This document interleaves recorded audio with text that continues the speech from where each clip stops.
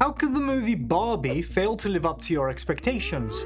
Why can its plot not only entertain us, but also make us angry? How do the filmmakers suggest we fight patriarchy? Today there may be a serious shitstorm in the comments below, but let's get to the bottom of it.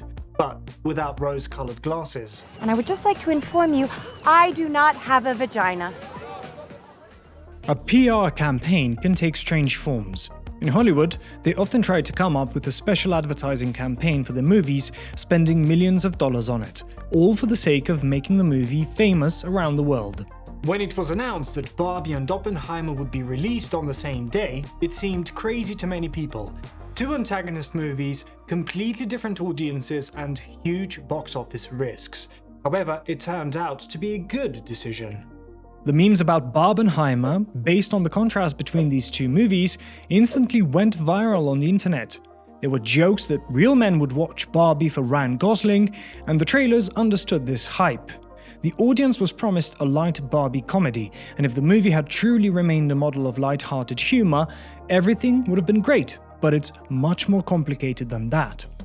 Let me remind you that initially an actress, Amy Schumer, was supposed to play the role of Barbie. In the original story, the version of Barbie played by Schumer is kicked out of Barbieland because she's too imperfect. Also in this plot, Barbie is supposed to be an inventor, and one of her inventions is supposed to be high heels made out of jello.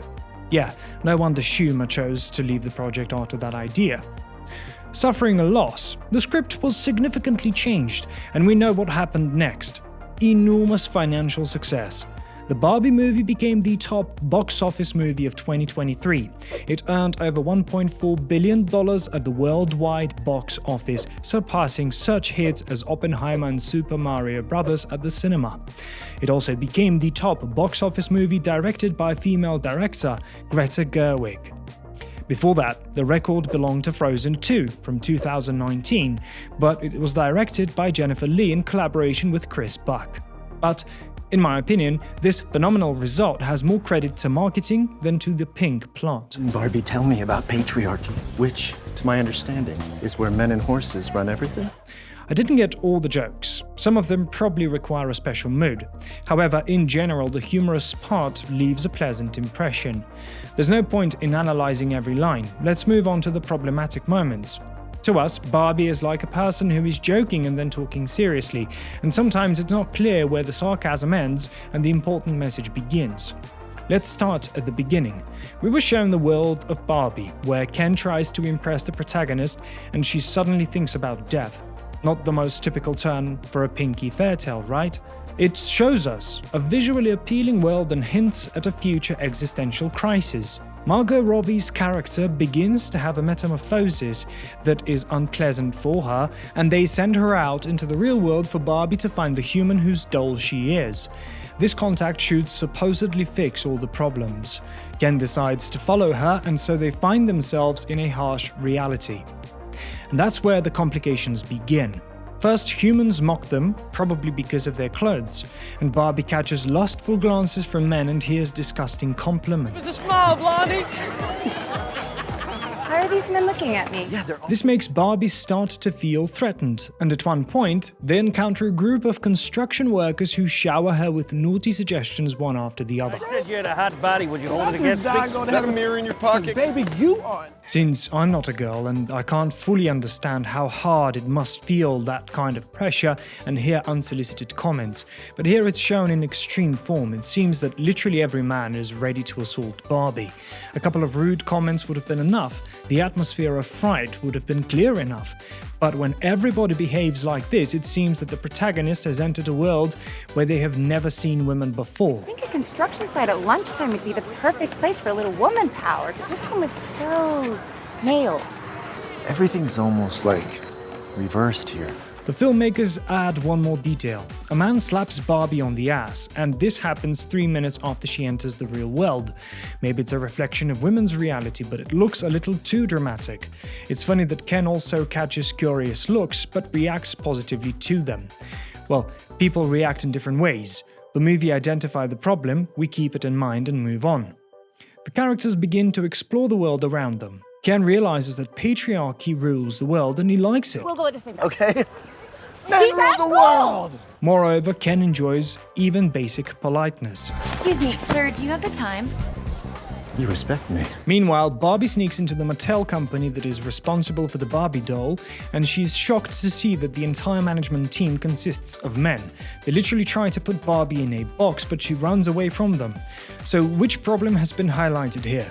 It's not just patriarchy, it's the cynicism of corporations that are willing to do anything for profit. They sell products to girls, but they haven't even appointed a single woman to the board of directors who was supposed to be closer to such topics. We'll see how this topic unfolds next. Ken returns to Barbie Land and starts a patriarchal revolution. Girls who used to be judges and doctors are now dressed as cheerleaders and serving Ken beer. Firstly, it raises the question of how Barbie's perfect society allowed the revolution to happen so easily.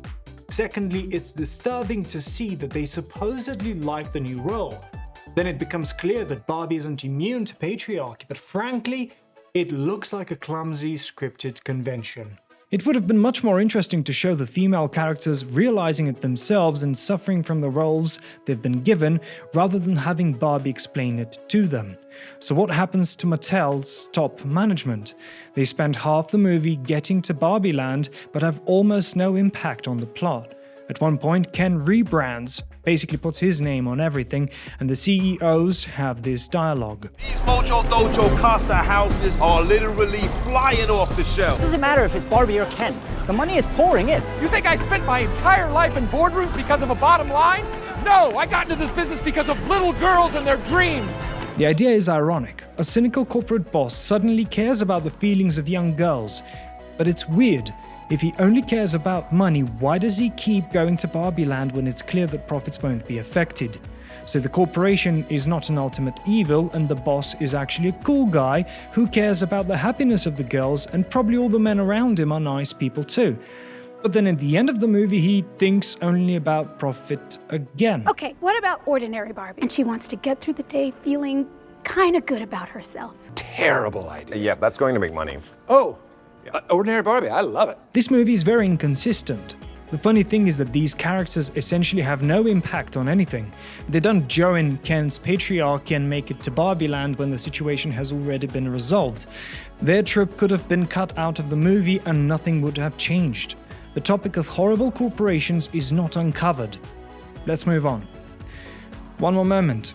To break the patriarchal hypnosis of Barbie, they are reminded of the double standard women face. We have to always be extraordinary, but somehow we're always doing it wrong. You have to have money, but you can't ask for money. You have to be a boss, but you can't be mean. Supposed to love being a mother, but don't talk about your kids all the damn time. If you say yes to them, you're a tramp, but if you say no to them, you're a prude. I don't want to touch a foot. No, you don't. It all sounds too straightforward to us, but let's just assume that this direct method works for the filmmakers. Well, let's move on. Eventually, the Barbies deal with the situation this way. They make the Kens jealous and they start fighting each other as a result. But when Barbie society takes back the power, they declare the following. Madam President, please may the Kens have one Supreme Court justice. Oh, I can't do that. But maybe a lower circuit court judgeship. We accept, as long as we can wear robes. Well, the Kens have to start somewhere. And one day, the Kens will have as much power and influence in Barbie Land as women have in the real world. That is, there is no talk of equality. The plan is to mirror the real world, only dominated by women. The idea is that Barbie Robbie, having just seen how cruel the real world is, should have done everything possible to keep Barbie Land from being the same society, but with women instead of men. After all, she says throughout the movie that the real world is a crazy place, but she doesn't seem to care. She's busy with something else. Well, such an ending is a satire. Any group gaining power builds the same unequal society. Does Barbie dig that deep? The movie comes to a creepy finale. In the end, we have two societies and both are built on gender inequality. But judging from the movie, the Kens didn't even have their own houses. So I guess it's still an evolutionary leap in society. So does each Barbie have their own house? Mm-hmm. Where do the Kens stay? I don't know. Let's move on to the next topic the movie brings up. At one point, the girls in the real world begin to harshly criticize Barbie, saying that because of her, unattainable ideas of beauty have been formed. Because of these ideals, millions of girls feel unattractive. They tell Barbie that she is a symbol of the cult of consumerism, and at one point, she even hears this. Powerful. And until you showed up here and declared yourself Barbie, I hadn't thought about you in years, you fascist. She thinks I'm a fascist? Well, the filmmakers have tackled this important topic. Probably later they will reveal to us why Barbie dolls are important after all and what good they bring to childhood.